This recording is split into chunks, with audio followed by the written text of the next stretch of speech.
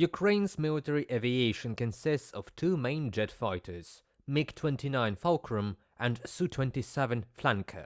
Both of these jets are obsolete in terms of service and ammunition. In the case of a big war against Russia, Ukrainian fighters work at the maximum capacity as the numerical advantage of the enemy is 5-1.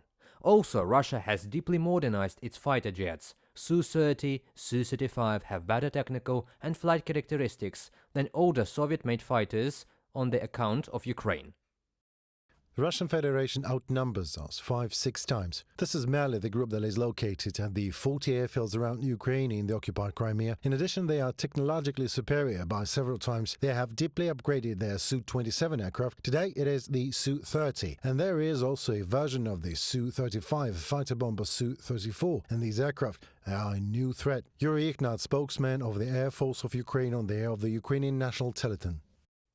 When we talk about the dire necessity of F-16 fighters for Ukraine, it is not an exaggeration. For the planes to fly non-stop almost 2 years, serious maintenance, including capital overhaul of the engines, is required. The Mig-29 was designed to be used for 25 years, and the youngest Fulcrum in the Ukrainian Air Force is 32 years old. Planes have simply exhausted their service life, with spare parts and ammunition being in short supply all across NATO countries.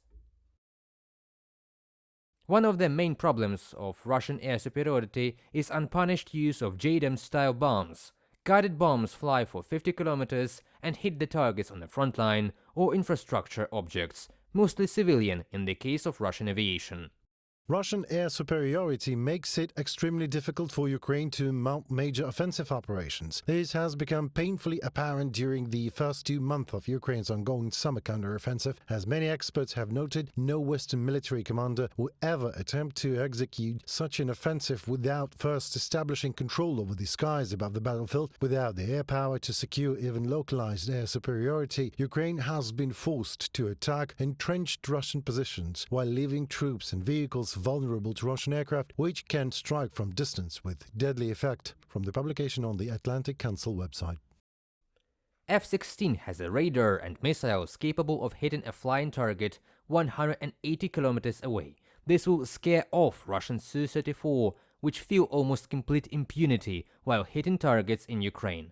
F-16 also has anti-ship missiles to drive away the Russian fleet, or sink it.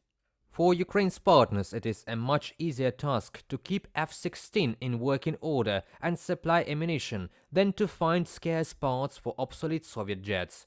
Lockheed Martin has already boosted production of HIMARS rockets, artillery systems, and will likely increase production of F-16 parts, as Ukraine will receive 61 fighter Falcons already in 2024. It is an absolute necessity for any major ground operations to take place. But also new fighters will help to comprehensively solve many problems at the front. All too much is at stake.